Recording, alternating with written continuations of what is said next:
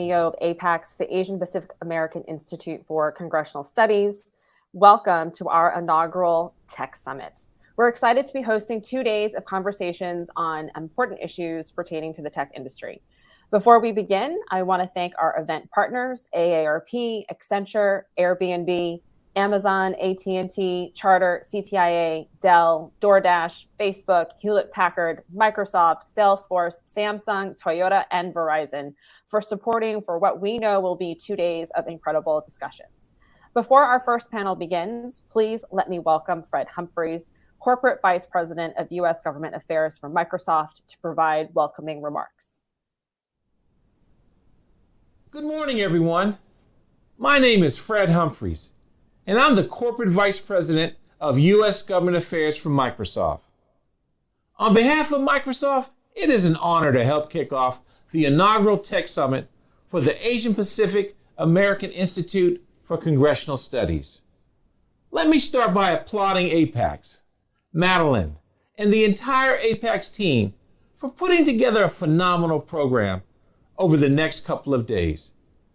Thank you as well for your incredible partnership throughout the years as we've worked together to promote Asian American, Native Hawaiian, and Pacific Islander participation and representation at all levels of the political process, including filling the pipeline for AA-NHPIs to pursue public office at the local, state, and federal levels.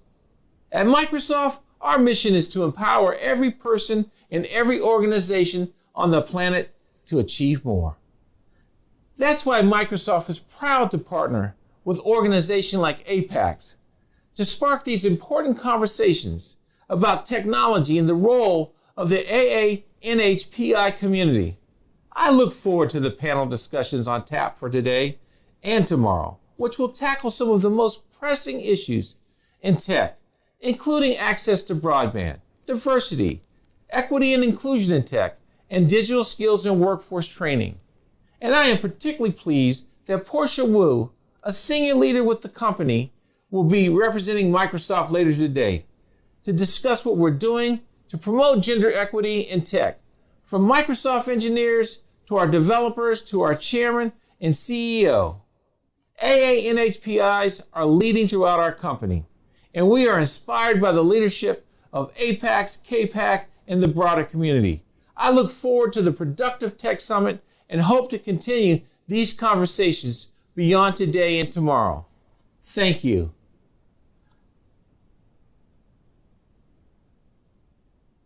Thanks to Fred and Microsoft for their continued partnership.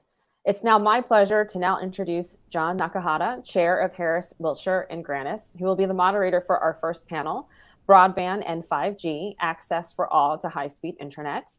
John is one of the top telecom lawyers in the United States. He's spent 20 years advising strategic regulatory advice to companies large and small, and previously served as Chief of Staff at the Federal Communications Commission under Chairman William Kennard, as well as Senior Legal Advisor to Chairman Reed Hundt.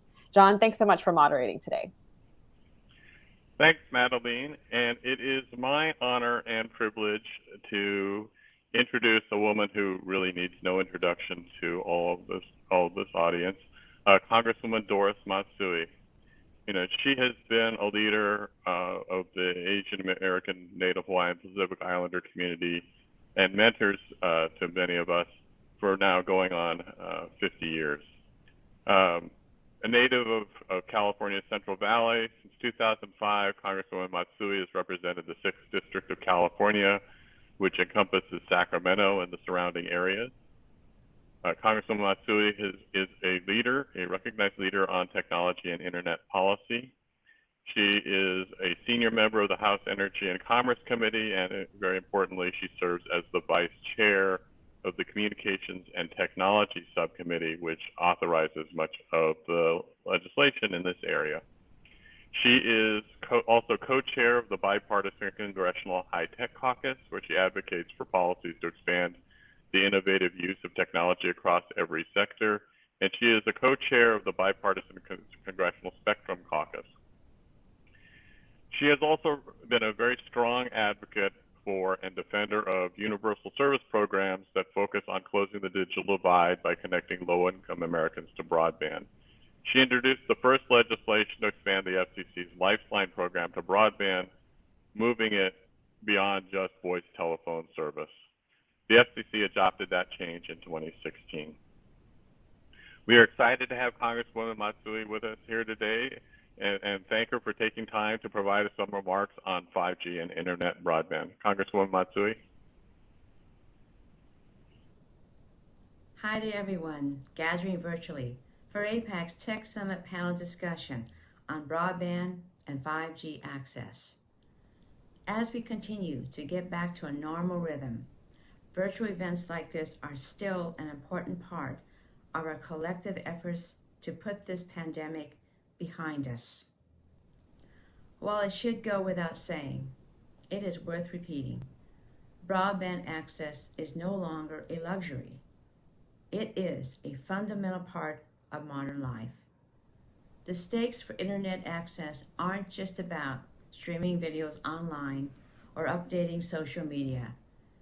They're about who gets to participate and succeed in the 21st century economy.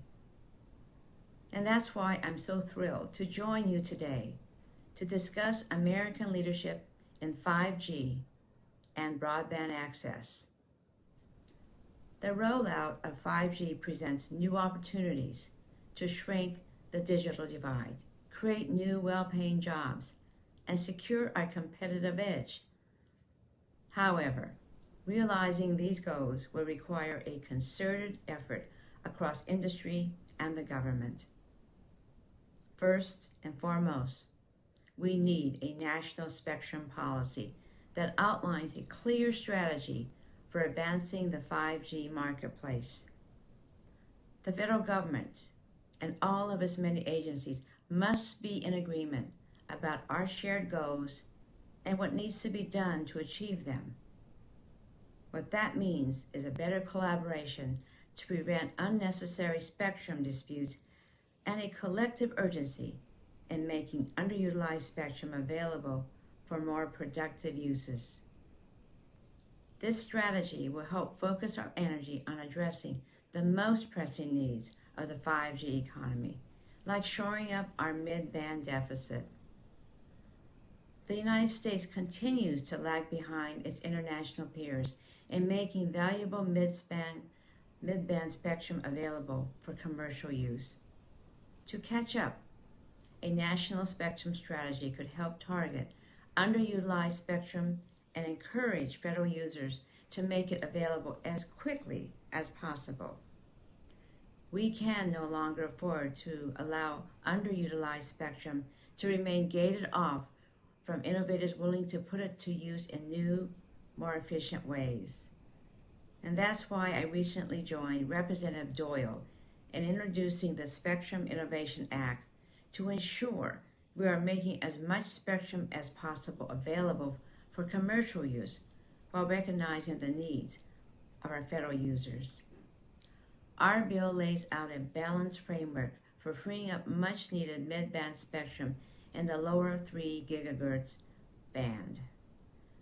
By requiring 200 megahertz of spectrum to be made available, we are asserting a clear commitment to winning the race to 5G and beyond.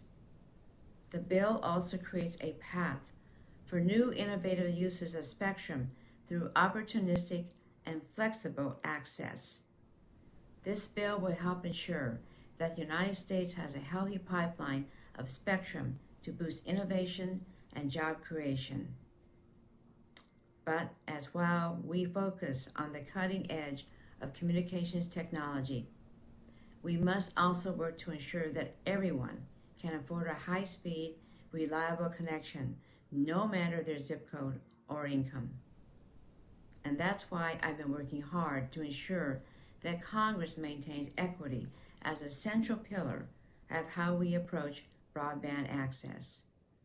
To support low-income families and workers who have recently lost their jobs, Congress authorized $3.2 billion in broadband connectivity support. This emergency broadband benefit program will provide $50 per month in bill credits and offer a vital lifeline for those who need it most.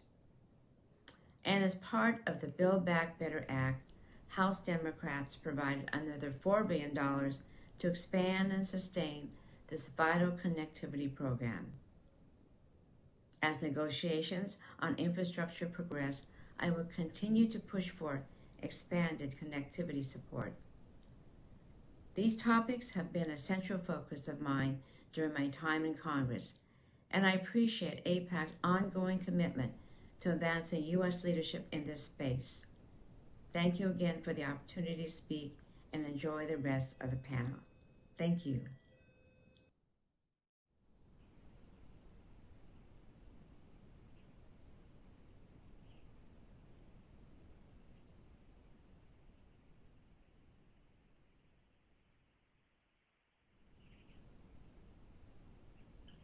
Thank you, Congresswoman Matsui, for your very insightful remarks. Now I want to move on to our panel for today.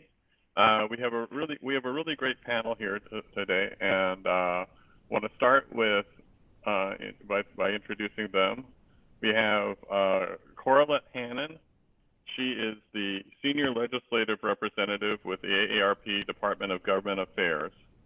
She's our consumer representative on this panel, and she serves as the subject matter expert on telecommunications, broadband, transportation, and livable community issues.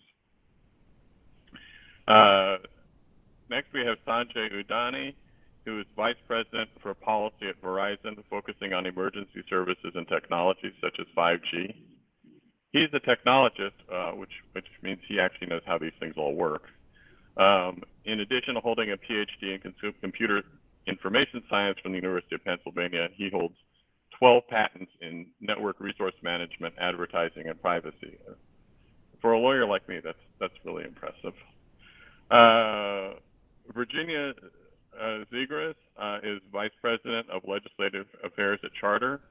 She served for nearly a decade on the Hill for 3 members of Congress, Tony Cardenas, Luis Gutierrez, and Jose Serrano, including on the staff of the Appropriations Committee. Beth Fujimoto is Assistant Vice President Public Policy at AT&T, where she focuses on universal broadband, and she's a native of Hilo, Hawaii. Clint Odom is Vice President of Strategic Alliances and External Affairs at T-Mobile. Clint's career has been long and varied, but most notably, he was Legislative Director for then Senator and now our Vice President, Kamala Harris, and he also served as Democratic General Counsel for the Senate Commerce Committee. Clint and I also worked together a long time ago for Chairman Bill Kennard at the FCC. So with that, I'm going to move on to our panel, and thank you to all of our panelists for participating today. And to open, I'd like to start by asking Corlett, as the consumer representative, consumer person on this panel rather than provider, maybe if you could help us understand some of the current issues in broadband access from the consumer's perspective. Particularly, what are the biggest barriers to getting American? Thank you, John. Can you hear me?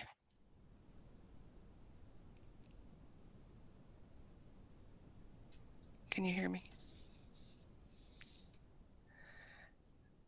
I'm gonna move forward. I'm gonna assume that you can hear me. I wanted to begin by first thanking John, you, and the summit organizers for including AARP as a part of this panel and giving us an opportunity to represent the consumer voice in this very important issue area. I wanted to begin by basically repeating a comment that the Representative Matsui mentioned because it cannot be overstated, and that's the fact that the pandemic has demonstrated to us that access to high-speed internet is no longer a luxury, it's a necessity. And our reliance on broadband high-speed internet will extend beyond the pandemic. And again, I don't think there shouldn't be much quibble about that statement.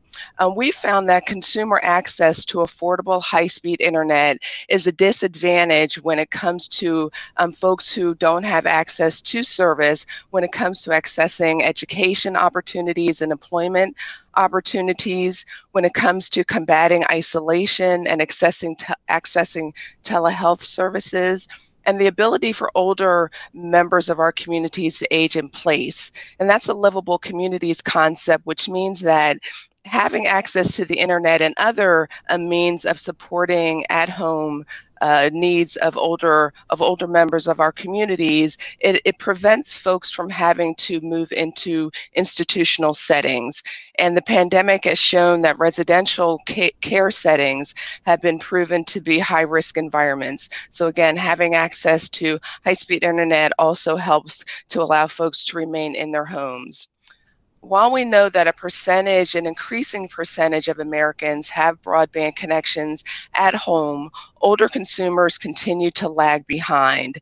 AARP studies in particular show that 15% of adults age 50 plus do not have access to any type of internet service, and 60% say that high-speed internet is a problem because of cost. So when it comes to affordability, cost and income can be a major barrier for consumer subscription. While a great deal of focus is placed on identifying locations where high-speed internet is available, we believe that consumers who reside in areas that are considered more so unprofitable by the industry also tend to lag behind and should be considered an area of focus for those who are interested in expanding access. So I'll close by just saying that there are 3 areas that we believe should be a focus when it comes to consumer access to broadband. One is infrastructure, making sure that folks live in communities that actually have a network deployment that's needed for them to access service.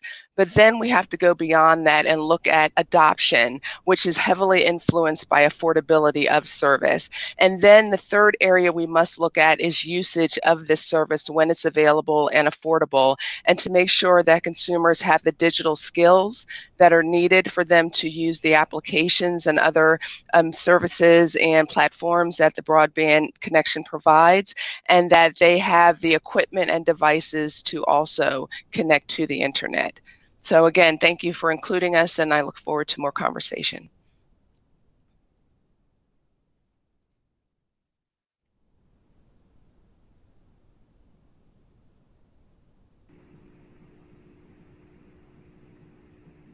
So I think John was having some audio issues. Hopefully everyone can hear me. So until he manages to join back in, we're just going to go through some of the questions we had discussed going over. And as the resident technologist, one of the points I was going to talk about is what makes 5G different. So, we've all heard about 5G, for the past 2 or 3 years. And there's a quote that comes to mind. It's called Amare's Law. And basically it says, we overestimate the impact of a technology in the short term, but underestimate it in the long term. And that really is true in my mind for 5G, because in the short term, you've heard about 5G sort of the solution to everything. And it's not going to be in the short term. But the impact of it in the long term is going to be much bigger. And so, I want to thank everyone for inviting us on this panel. And I will kind of summarize 5G just so that we have a sort of a basis of discussion on how 5G is not one thing. There's a whole bunch of different aspects to it. And I think all of them are relevant to consumers over time. So sort of you can think of it as 4 different pieces in 5G. The first one is just your basic connectivity, the thing that we're used to as consumers with our smartphones, where you're going to get better speeds than 4G, maybe twice the speed, 3 times the speed. And then the second part is what each of the companies calls it differently, but we call it ultra wideband millimeter wave, where you're going to get a significant boost in speed. So we're talking order of 10 to 20 times faster than what we're used to. And those deployments are typically in dense environments stadiums, those kinds of things. And those are going to enable an experience that we really haven't been able to do in any scale in the past, or ever, basically. The third one is actually an interesting one. It's fixed wireless access, and that's where you have 5G being used to connect homes to offer home broadband. Now, in my mind, that's a game changer as far as how we deploy broadband to homes as a country. We're going to talk about this later on, I'm sure, about rural broadband and sort of some of the challenges. And I think fixed wireless helps with a lot of those questions. Not all, but a lot of them. And then the last one, and this is the one that tends to get the most buzz, is what I call 5G with bells and whistles. And what I mean by that is 5G as in the multi-edge access computing, the network slicing. Some folks will talk about health, all those different things, which are on the horizon, but those are really hard issues to resolve. There's a lot of challenges, not just with the network, but also with the hardware, the AR goggles. So those are going to take a little bit longer to get to. And so when we talk about it today, I think the main focus is going to be on the connectivity piece. But I want to make sure people keep in mind that we have all these other things coming on the horizon that are going to be even more impactful in the long run than we think they will be. So I'm going to stop, and I think I'll let the next person. I don't know if John's back on yet, but otherwise, I think Beth, you're next. Hi, thanks so much. So one of the questions I think that has been very pressing for all of us today is, what are the biggest challenges to getting broadband access to all Americans, and how are some ways to go about doing that? And do these challenges differ between urban, suburban, and rural America? As this question implies, and as Corlett highlighted, the pandemic really shone a light on the fact that not all Americans have access to the internet today. And I'd like to say that, this issue isn't like a technical one, in that, America's broadband networks performed very well under the increase in internet traffic. In fact, at its peak, internet traffic increased by something like 27%. And, even though Americans use more broadband data per capita than any other major economy in the world, in the United States, download speeds stayed steady, and some actually increased even at the height of the pandemic. But having said that, again, there are, three major challenges, and just as Corlett said, and those are availability, adoption, and affordability. And really to ensure that all Americans have access to broadband services, you need to address all three holistically. And yes, these issues do vary by geography and other types of demographic factors. And I'm very pleased to say that Congress is viewing the issue of broadband access holistically and is taking actions to address all three of them. So the first challenge being availability, where networks physically do, and more importantly, do not reach. Government broadband funding can help to incentivize private sector service deployments. And in this regard, Congress is directing very significant resources to address physical availability needs. The American Rescue Plan, enacted earlier this year, directed more than $350 billion to state and local governments that they in turn can use for various infrastructure purposes, including improving broadband in their communities. And there's also an additional $42 billion in the pending infrastructure bill. The second challenge is adoption, and this refers to the issue of, people may have physical access to broadband networks, reach them, but they aren't online for other reasons, such as, they may not understand how accessing the internet can be helpful to them or interesting to them, or people might lack keyboarding skills. Adoption is definitely lower in rural areas, and it's probably, partly driven by availability, of course. But adoption is also lower among certain races and ethnicities, and also among people who have low income. So again, the availability or adoption and affordability issues all kind of interrelate and overlap to some extent. That's certainly the case with adoption. AT&T believes that state and local governments are best positioned to develop and provide adoption educational programs because they know their communities and the people in their communities best and what their challenges may be, and so they're really positioned best to direct adoption educational programs. Again, this is an issue that the pending infrastructure bill puts front and center. It directs something like $2.75 billion in digital equity funding that directs them to states for states to direct to adoption and digital literacy programs. And finally, the last challenge, which of course then affects adoption, is affordability, and specifically for people who have low incomes. I want to say, first of all, that most Americans, I think, are very satisfied with both the price and the quality of their services. Consumer Reports recently found that something like 76% of people surveyed find their broadband service to be affordable, and 81% are satisfied with their speed and connectivity. But of course, having a low income is most definitely correlated with lower broadband adoption.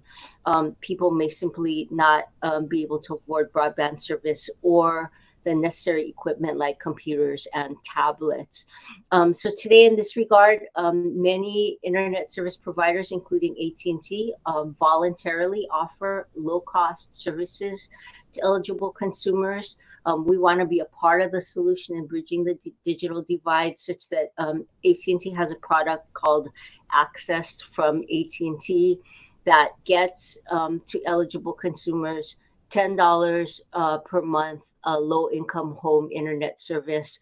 There are no installation charges, no term contracts. We've expanded eligibility during the pandemic, and we're waiving all overage fees through the end of the year. And finally, there are also the federal government has low-income affordability initiatives. Congress at the end of last year established an emergency broadband benefit program that provides a $50 per month benefit to eligible households to help get and keep them connected during the pandemic. And the pending infrastructure would extend and make this benefit permanent, but transform it into something called the Affordable Connectivity Program, which would provide a $30 a month benefit. And there's like a $14 billion appropriation to pay for all of this. So once again, very pleased to say Congress is looking at these three issues all holistically, and I'm very hopeful and optimistic that we'll be able to bridge the digital divide once and for all.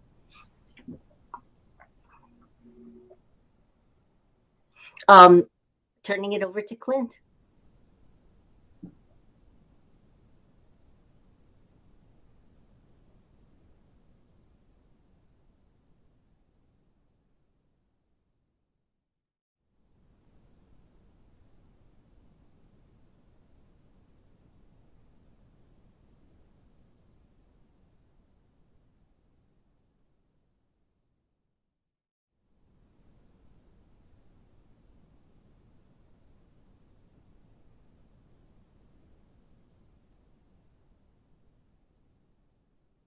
Thing and lets you know that a lot can be accomplished in this country if you work hard and you learn your craft. John's been an inspirational figure to me and a lot of people for many years, and I just want to publicly acknowledge his service and the fact that he continues to set a great example for all of us. And second, I hope we all heard Congresswoman Matsui today. She was singing a song that was quite melodious to my ears. She talked about the need to put more mid-band spectrum out there for eventual deployment. I want to talk a little bit about a theme that's been mentioned here quite a bit today, which is infrastructure. So for companies like AT&T, and Verizon, both companies have a mix of assets where they can use wireline connections to reach consumers or wireless. T-Mobile is predominantly a wireless platform. So how we reach consumers is 100% contingent upon how we deploy our network. So with the merger of T-Mobile and Sprint last year, we were actually able to combine our spectrum assets in a way that exponentially increased the capacity of our company to serve customers, not only in the capacity in terms of how much traffic we can handle, which was a 14 times increase in the amount of capacity, but also the speeds. We were one of the first companies to drive 5G in the 600 megahertz band. Today, our company covers 1.7 million square miles out of over 3 million square miles in the United States with our low band spectrum. That 1.7 million square miles of coverage is more than is more than the footprint of AT&T and Verizon combined. And I would also note that the mid-band spectrum that Congresswoman Matsui was talking about is precisely the kind of spectrum that we need to get more out in the market. I would love to see Corlette and Virginia and Sanjay and Beth come together and say, we should be doing this. We should be trying to get more mid-band spectrum out because it really is the sweet spot in spectrum and allows us to build infrastructure to cover more people. So today we have at T-Mobile 165 million people that are getting service from that mid-band 5G spectrum. We have about 60 to 80 megahertz deployed and are looking to get to 100 by the end of the year. We expect to have 200 million people covered with mid-band spectrum by the end of this year. And that enables us to do all sorts of things, not just mobile applications like these phones, but also fixed wireless. This was a dream of John's and our early policymakers, that we would have multiple wires into the house. You would have copper, you would have fiber, and you would have wireless. Today, we are selling in a reach of about 30 million homes a 5G router that connects with that connects and distributes a mesh Wi-Fi signal throughout the house. I'm at work today, but I have the product at my home in Fairfax County. I regularly get about 125, 135 megabits downstream, and I usually get upstream in the teens. This is a competitive alternative that we hope to reach, and we expect to reach about 500,000 homes with paid subscribers this year. But think about not only that as a competitive alternative to wireline service, but think about the price discipline that imposes in places where we compete. Our friends Charter and we are really going hard after rural customers. I think you're going to see a lot more intense competition between wireless and wireline, and that will drive down prices. The fixed wireless product that I just mentioned is a $50 a month product with no contract, and that, to quote Sanjay, is a game changer, and we hope to see more of that in the future. Affordability, as has been said, is a huge issue. I think that we're making great progress at T-Mobile. We have a $15 offering in the market at the very low end of product offers. We have some as high as $80 per line, which entitles you to all sorts of other things like HBO Max or Netflix. So we like to believe we've got a product offering that's going to get consumers where they are. But the real problem is adoption. And in places like Nashville, where a lot of us are competing for business today, we have great broadband penetration. It's available in like 97% of Davidson County. But for low income and communities of color, there's about a 45% rate of take, which means we've got the broadband, but we don't have people subscribing to it in vulnerable communities who need it. And why is that? It is a function of price, and it's also a function of making sure that people know what the product is and how it can change their lives.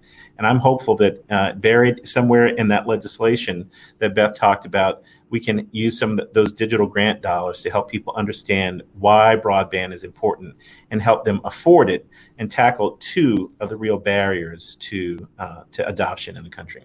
So thank you for the opportunity. And I think I'm going to hand it off. John, are you back? I think I'm back, but I think Virginia was going to go. I think I'm back. Thank you for having technical difficulties here. The world of Zoom or whatever, socialize, I guess. I had a tearjerker of a tribute to you while you were gone. I don't know if you heard it.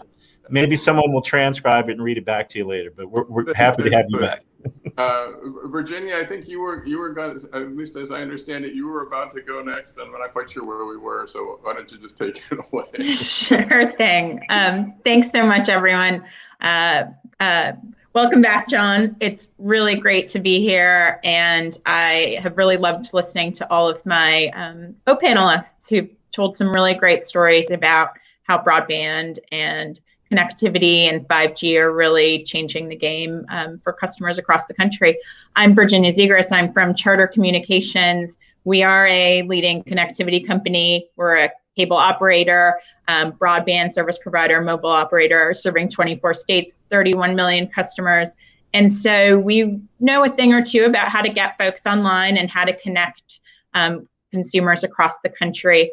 One of the things I wanted to talk a little bit about today is the upcoming bipartisan infrastructure package that has passed the Senate and is awaiting passage in the House of Representatives. That is a bill where the broadband section of that package was really written with the goal of 100% connectivity for all. That's a goal that's shared not only by the bipartisan drafters of the bill and members of both parties of Congress, but the president and internet service providers like Charter and others you see up here today. So I thought it might be helpful to talk a little bit about the different parts of that package and what we're looking at as we're thinking about how we're going to help the president achieve that goal of 100% connectivity for all. Addressing that connectivity is going to mean different things for different people in the country and across their states. And so we really look at it through the lens of access, affordability, and adoption. And those are issues that cross rural, urban, and suburban communities alike. So when we're talking about access, we look in the bill, there's $42.5 billion in the bill for broadband deployment and access. And in particular, something that this bill does that I think was really important that the drafters really focused on was targeting that funding to ensure that areas that lack broadband today, those lacking even 25 megabits per second download, 3 megabits per second upload, that's the current definition of broadband, that those folks are funded first so that we can achieve that goal. We can really meet the goal of full connectivity, making sure that everybody has an opportunity to get access and that this bill will actually provide that clear direction that's so critical and the only way to solve the problem, because without it, those who are in those areas that are the hardest to reach could once again be left behind. In terms of affordability, I think we've all seen how successful the recently implemented emergency broadband benefit program has been. The infrastructure package would extend it and increase its funding by $14.2 billion. And this would provide a monthly credit of $30 a month for qualified households to lower consumers' broadband bills.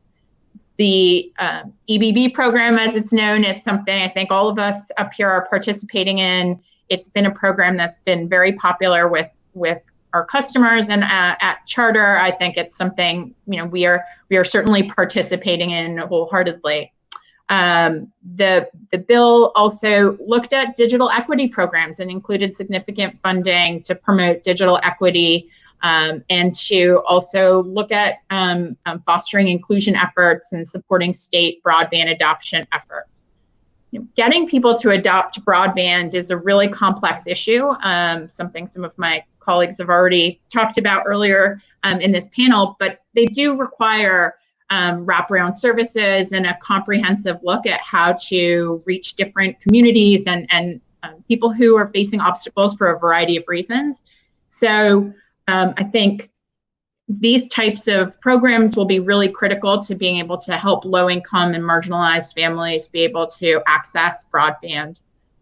As I talked about earlier, the targeted investments that the deployment section makes is going to be critically important if we're looking to solve the digital divide. And at Charter, we've really been committed to doing our part to bring gigabit broadband to unserved areas and to really do what we can to help achieve that goal of 100% connectivity for 100% of all the folks in America. Beyond that infrastructure package, we've been investing $5 billion. We've committed to investing $5 billion, offset by roughly $1 billion in RDOF support. That's an FCC federal auction program that recently happened. And with that, we're going to bring gigabit service to an estimated million unserved households and businesses. That's 100,000 miles of new broadband infrastructure. And so that's just one piece of solving the digital divide. But I think as this bipartisan infrastructure package is implemented, it will be an important opportunity for private industry to work alongside and to really look at how we can best achieve that goal of 100% connectivity and do our part to close the digital divide. So looking forward to working with all of you all and with the administration as we continue to implement different provisions and programs out there. And thanks so much. I think we are going to kick it over to Sanjay, who had a couple more comments. Thanks, Virginia. I think John's going to take over in a minute. I just wanted to talk a little bit about Verizon is doing, just like with Clint and Virginia and Beth. We have a whole bunch of programs, and I'm not going to go through every single one because then that'd be the end of the panel at that point. But we have our FiOS, low-cost FiOS service, which for $20 a month, you get 100 megabit symmetric speeds. We have the Visible service, which is affordable cellular. We also have our fixed wireless offering using 5G that we will have around 50 million homes passed by 2025. So there's a lot of broadband connectivity that I think all the companies here are working on. The one thing I would just add, and then I promise I'll hand over to John, is that in addition to that, we're also looking at the educational aspect of this. How do we get the schools? How do we get the teachers? How do we get the students connected, and not just connected, but to understand the technology, to learn how to use it? Because that is the key going forward. If we don't get that right, just having connectivity isn't going to be as useful. And so one of the things we've done since 2012 is we've got this program called Verizon Innovative Learning Schools, where we've got 500 plus Title I schools, where we provide not just the connectivity and devices, but more importantly, the training and the content for the teachers so that they can understand how to utilize broadband connectivity the best, how to do the teaching using this connectivity. And I think that's another angle that we should keep in mind, that it's not just about connecting people. You've got to do more than that. So I'll hand off to Jonathan.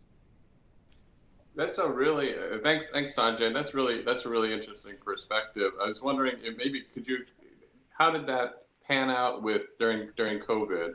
How did that work, or did that help supplement some of the local efforts? Yeah, sure. So in particular, because of the pandemic, we've been working with a lot of the school districts, the LA, New York, I think Atlanta public school districts, where we helped set up, hotspots and other things where students that couldn't otherwise have connectivity, we work with them to get them low-cost connectivity. And so the pandemic basically accelerated everything.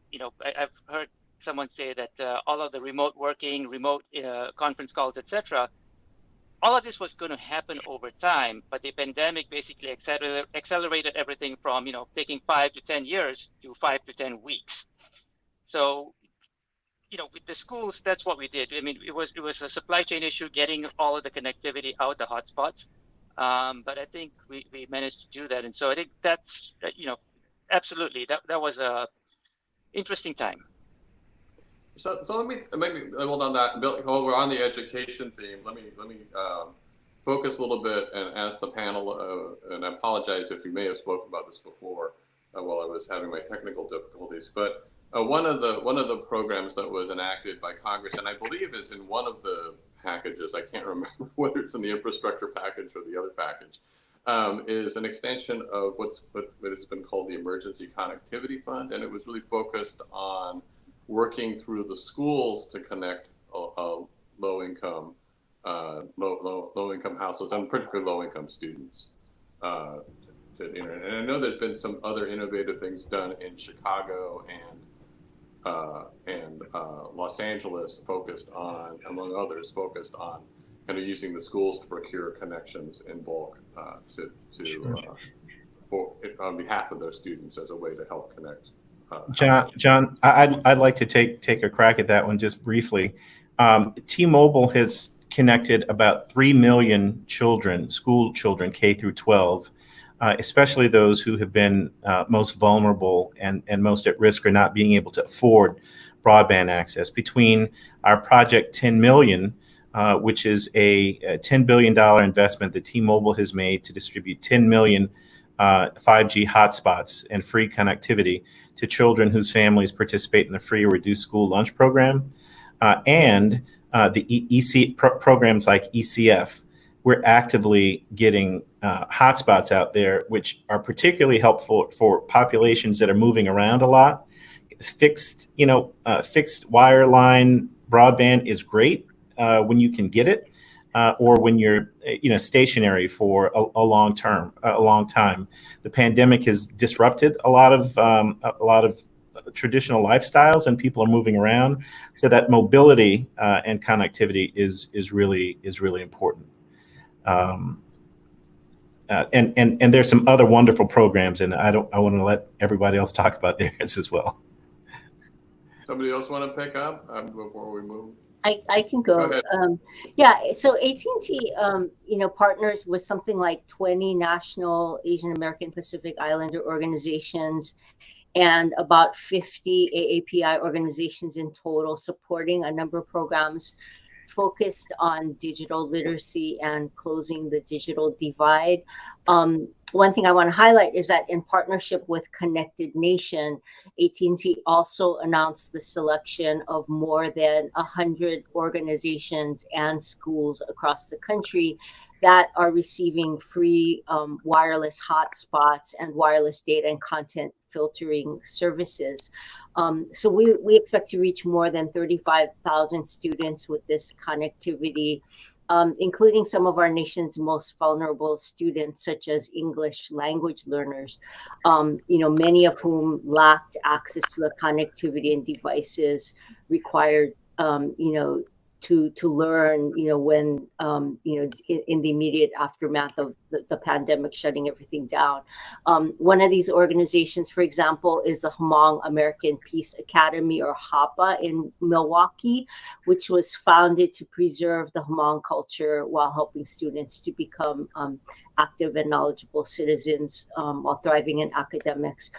Nearly all of their students are Asian Pacific Islanders who have low incomes, and the Hmong American Peace Academy will be receiving is receiving 500 wireless hotspots to allow students who don't have reliable internet access to learn remotely. And I think, this is just highlighting that, all of the providers here, I think it's fair to say, are very committed to, do our part to help address the digital divides. And we're just one example.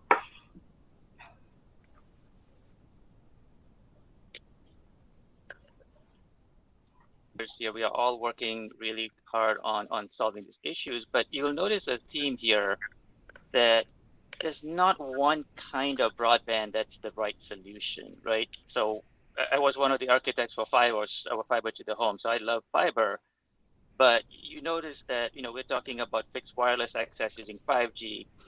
We haven't brought up satellite broadband, but to me, that's a great option in specific areas where it's just not feasible to roll out fiber or some other service. And so I think we need to keep an open mind as far as looking at all the different broadband options and kind of using what we can, as opposed to saying, well, it has to be this or it doesn't really, count as broadband.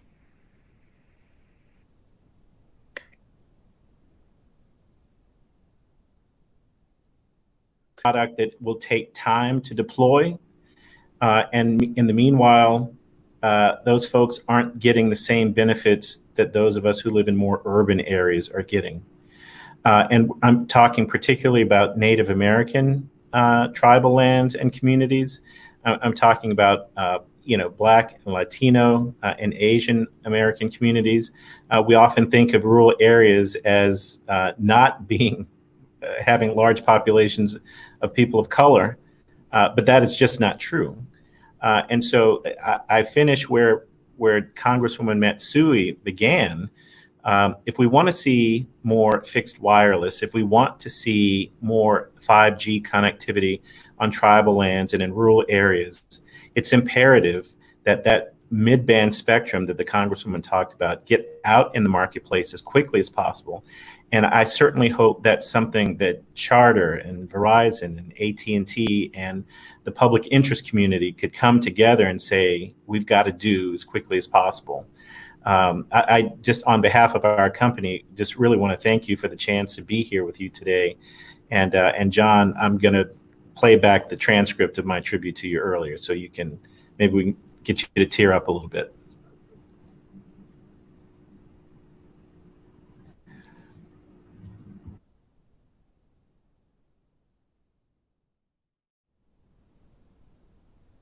Works has worked with a number of different Asian Native Hawaiian Pacific Islander groups around the country. And I guess I wanted to come back and sort of focus a little bit on some of the differences, maybe some of the, where are you seeing the kind of the real need spots within our community? The Commerce Department has studies, and when you group all Asian Americans together, Asian Pacific Islander Americans together, we look pretty good. We're generally tracking with the white population. We're slightly below in the latest numbers, but that's sort of that's all kind of within recent variants. And much better than, unfortunately, the African American and Hispanic communities are not doing as well. But within AHAC, which does fabulous work, I have to say, give a plug to John and his group. That they did a blog earlier this year that really focused on kind of digging below the aggregate numbers, and you look at the Asian, and there aren't really good disaggregated numbers, but you look at the Asian Pacific Islander community, and their comment was looking at kind of the things that drive broadband, educational attainment, income, all those types of things, English proficiency. If you look at just who's on SNAP, which was it used to be called food stamps, it's 2.6% of SNAP recipients are categorized as Asian American, but that masks that 2/3 or 67.3% of Bhutanese Americans were enrolled in SNAP. So what are some of the differences, and what are some of the complexities we see in addressing the Asian Native Hawaiian Pacific Islander community in terms of broadband access? I can get us started here. I think, for one thing, what that data clearly shows us is that the Asian American, Native Hawaiian, Pacific Islander community is certainly far from being a monolith. And, certainly stereotypes, I guess, about, Asian Americans having lots of connectivity, right? Having like all that stuff can in and of itself be a barrier, to helping people like, the folks you mentioned, John, get online. It certainly means that, we need to look more deeply below the surface of those types of data, really to understand, what the challenges are in the community. And in fact, available data actually indicates there's something like 12% of AAPI households with children under the age of 18 who don't have home internet service. Certainly, there are pockets of very high poverty amongst certain Southeast Asian American, like, the Bhutanese, like you mentioned, and Pacific Islanders. And, we know that, having a low household income is obviously, a significant barrier to having internet service at home. So again, I think that there are many, this isn't like a one size fits all type of a situation. And, I think, again, like we all talked about, I think, the providers all have, low cost options that we have in the market, amongst other things, because AT&T recognizes that limited English proficiency can be a barrier to adoption. We market our low cost $10 access from AT&T product in Chinese, Korean, and Vietnamese, as well as 4 other languages besides English. And then, of course, there are the federal programs that, we talked about that I think, again, we all participate that, are helping to make a difference. So.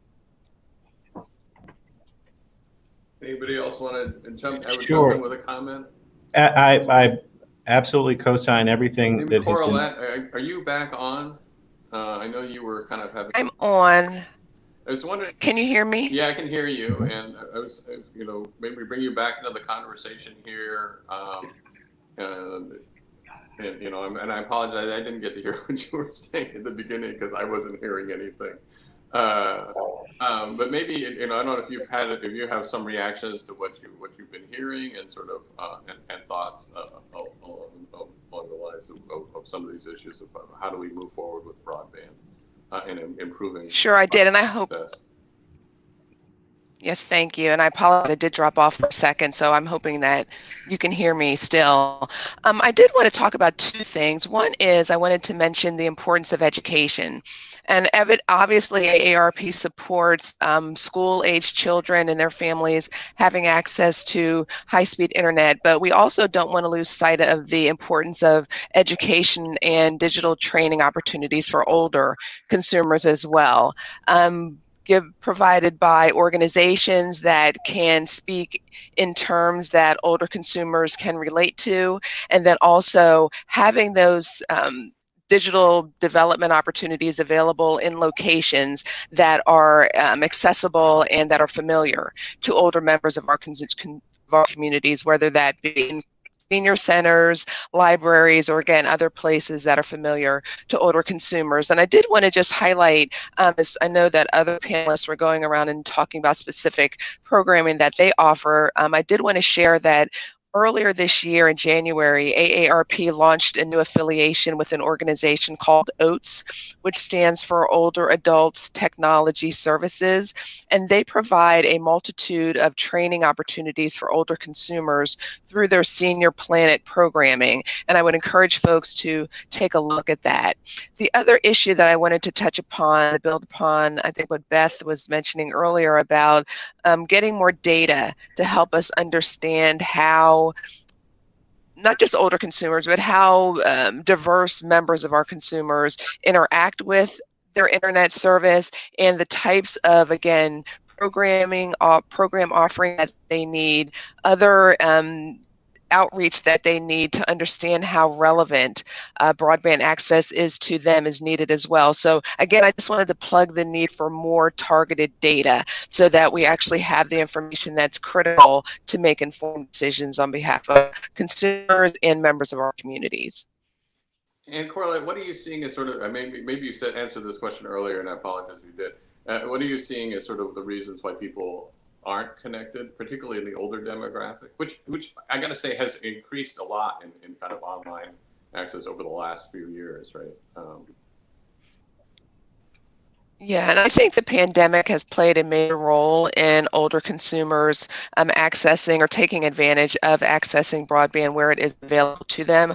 I will tell you that the challenge that AARP had prior to the pandemic was the issue of relevance. In our surveys, a lot of times older consumers would not see that having access to a broadband connection was actually relevant to them, unless they perhaps had grandchildren in their lives that they could see, how they used it for education and also for social engagement. So the relevance issue has been a factor for us that we are again addressing. And I think because of vaccine appointments having to be made online, that's shown older folks that having access is important for them. And then, just staying in communication with their families has shown them that having access to a broadband is important to them. The other area also is affordability, quite frankly.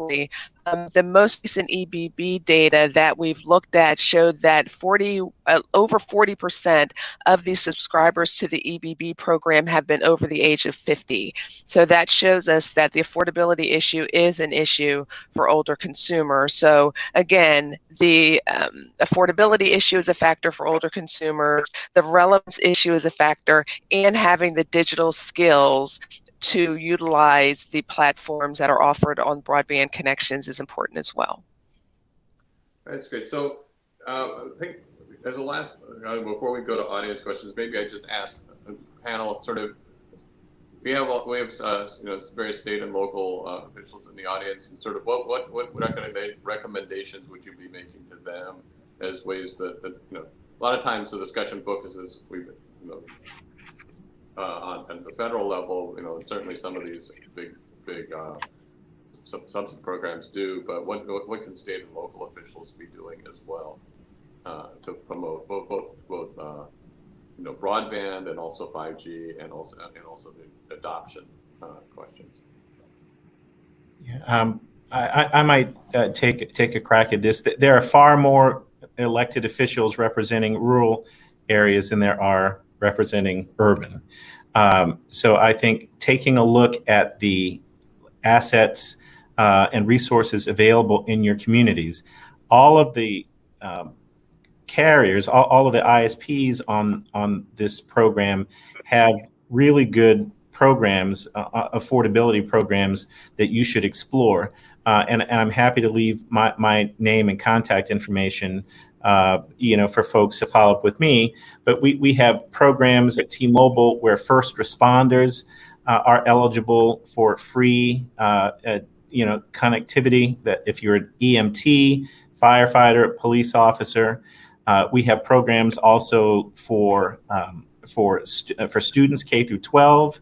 We've also been investing $25 million in local communities below 50,000 in population with a hometown grant program that we encourage people to apply for, that will actually help assist with economic development needs in your community. It could be refurbishing, a theater, or helping to rebuild a community center or a park. And then finally, there's a lot of money coming out from the Commerce Department in the next few months. Find a potential partner that can help you construct a network that meets your needs. Where communities have small or low spectrum needs, and fiber is coming to those towns, that's going to be good for the town, not only to build the network, but guess what? 5G runs on fiber. The fiber backhaul, takes all the data off of the radios and puts them into the internet. So wherever you have fiber, you also have an opportunity for wireless. And let's start talking about places where those investments, can be made, jointly. I would echo Clint. I mean, each of the companies has a lot of resources on this that we'd be happy to provide input on. Verizon has an online event coming up in November, Citizen Verizon, where we're going to be going into the specifics of some of these, education, small business initiatives. So we're happy to help there. But I would add one other thing that, John, you mentioned, how can they help? And speaking as an engineer, it's hard enough to build a network just for the technology itself, especially with something like 5G. So I think anything that you can do to make it easier to build out the network, whether it's about stringing out the fiber or putting in the small cells, pole attachment, all of those things. I think anything you can do to help there will make a difference in how quickly we can roll out 5G and the next generation networks. Great, Sanjay. Well, let me just take one moment. If there are questions, if people in the audience have questions and they want, please send them in, and we'll do our best to answer them. And then I'm gonna go back to the panel and continue. Maybe Virginia, and then I'll come back to that. Thanks so much, John. I would just piggyback on Sanjay's comments. Some of these permitting issues are very real and create significant obstacles for all of our companies as we're deploying infrastructure. And in our case, oftentimes we're looking at having to attach to existing infrastructure to string our cable lines along. And so those types of permitting issues could cause very, very significant delays as we're looking at trying to speed deployment.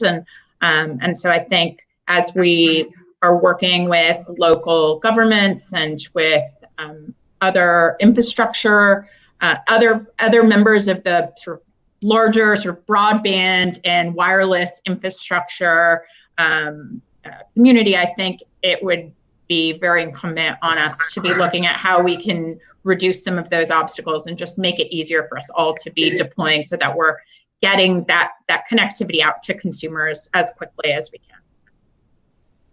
And I agree with everything that Clint, Sanjay, and Virginia have said. The other thing I'd emphasize to particularly our state and local government policymakers who may be watching today is that Congress is really putting state and local governments in a very significant role when it comes to infrastructure deployment, and specifically broadband infrastructure deployment.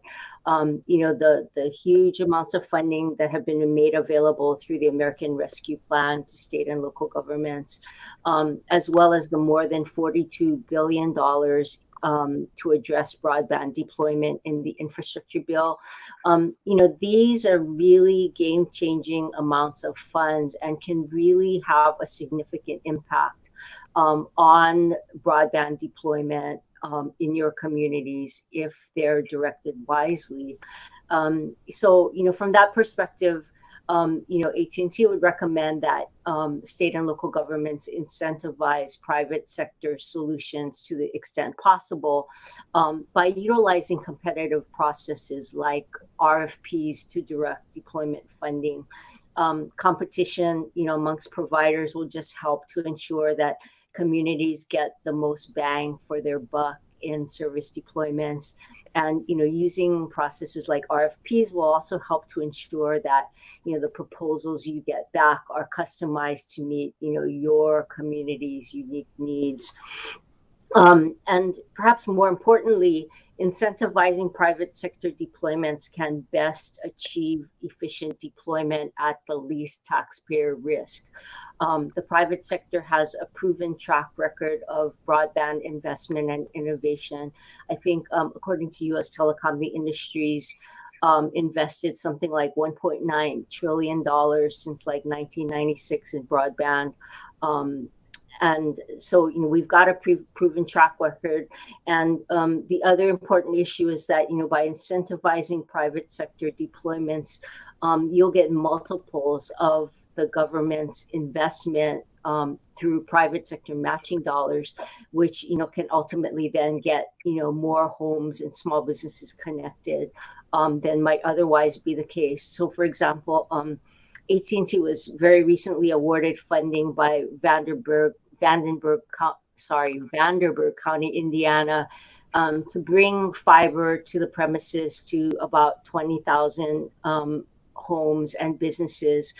In this case, the county invested something like $9.9 million. AT&T will be matching that with like $27.9 million.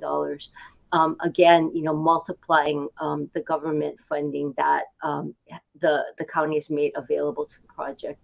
The last thing I'll say in this is that the private sector really is, because of its access to capital markets, is best positioned financially and technically to provide ongoing network investments and the network management that's needed over the long haul.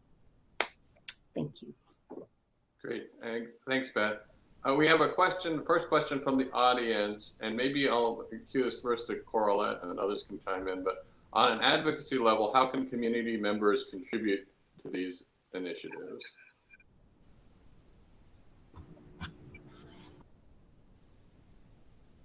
Corlette, can you hear me? Maybe she's offline again.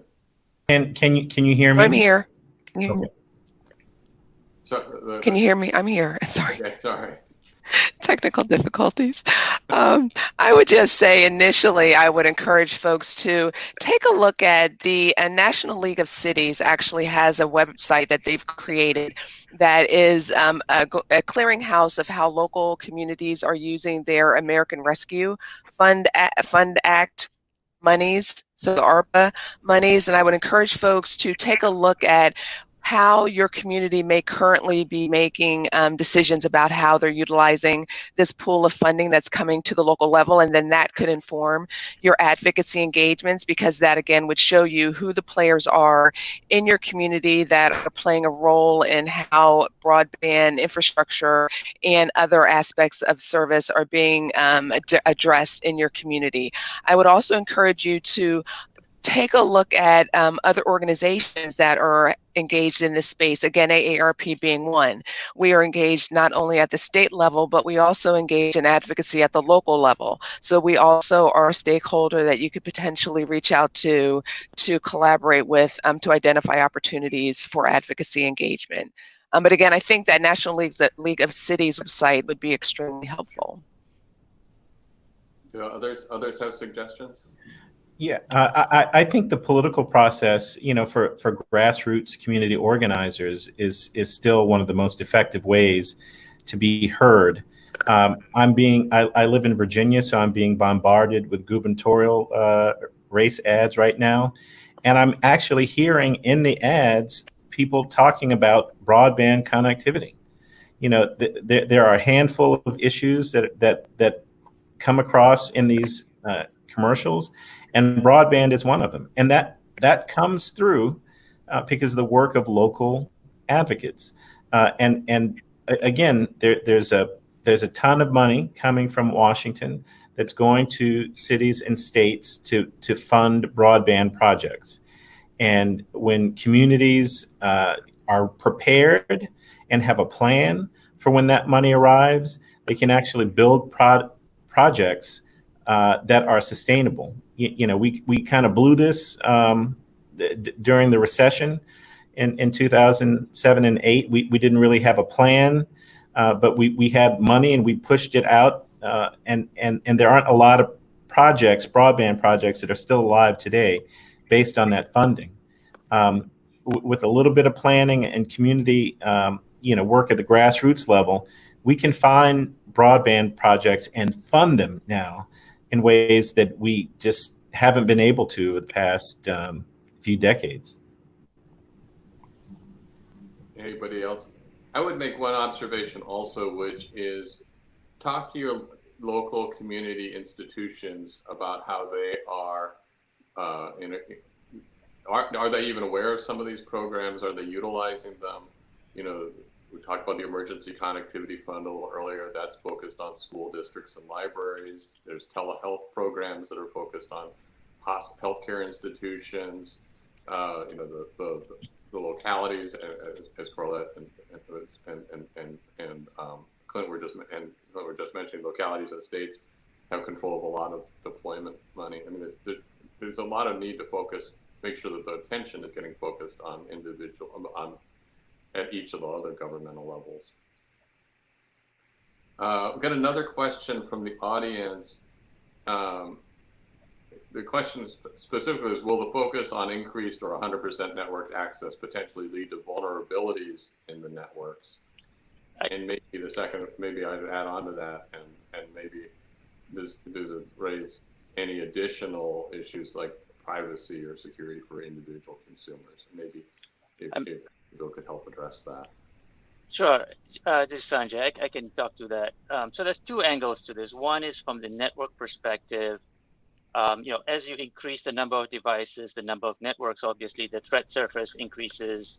But at the same time, with the newer technology, and I could spend an hour on this, with 5G, the design of the network itself takes into account all of the previous vulnerabilities we've seen with 4G, with sort of the internet in general, and tries to address them so that, we're basically patching any of the issues.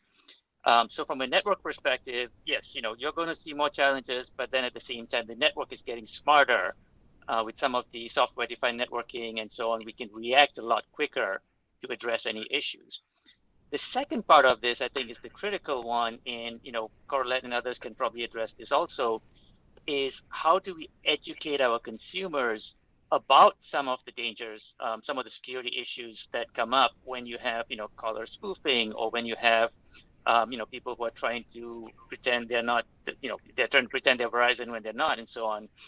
I think that's where the education piece is critical. And whether we're talking about education as in teaching students how to sort of use the internet safely in schools, or whether we're talking about educating the elderly folks as far as how to spot scams.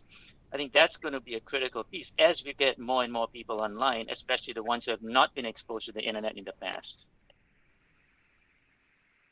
Corlette, do you want to? Even when the internet is working the way it's... I'm sorry, go ahead. I said, even when the internet is working the way it's supposed to, there are some vulnerabilities that are particularly severe for communities for whom English is not their primary language. In the Latino community, where a lot of misinformation is being spread, on Spanish language content. In the Vietnamese American community, there's a lot of misinformation being spread on platforms, and it seems like a lot of the platform gatekeepers have not yet figured out how to address those problems, and those are unique to the communities, many of whom we represent and advocate for every day. And I would just, if I could add on to what Sanjay and Clint mentioned, is that yes, there's definitely a need for older consumers to be able to understand how to protect themselves online. AARP has a Fraud Watch Network program that we have in place that continuously is providing information to our membership and others about how to protect themselves online.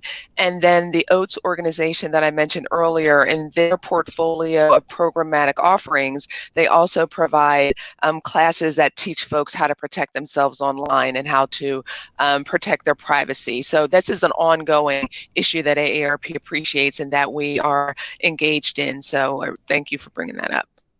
And then I just think at the basic level of that question, I did just want to point out one thing. I think, the COVID pandemic really provided a real snapshot into how all of our networks were going to handle such a massive stress test that we were put under by so much traffic, all of a suddenly moving online 24/7, everyone working remotely on their home networks from their home computers with essentially no warning. And I think all of our networks showed that we did very, very well.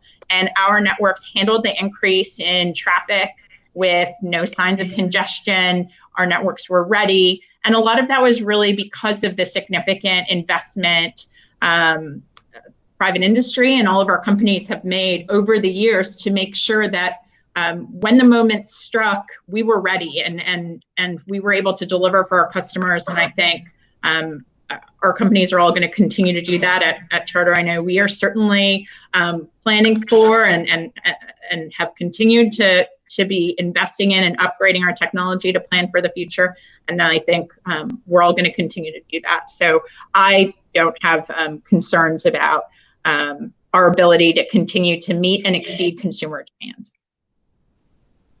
Beth, I'll give you a last word on this if you want it. Sure, thank you. It's been great to be with all of you today. And I just want to say that, you know, I think what my takeaway from hearing everyone today is, you know, yes, there are most definitely challenges in getting all Americans connected. But I think, you know, never before has our country been so focused on addressing those challenges.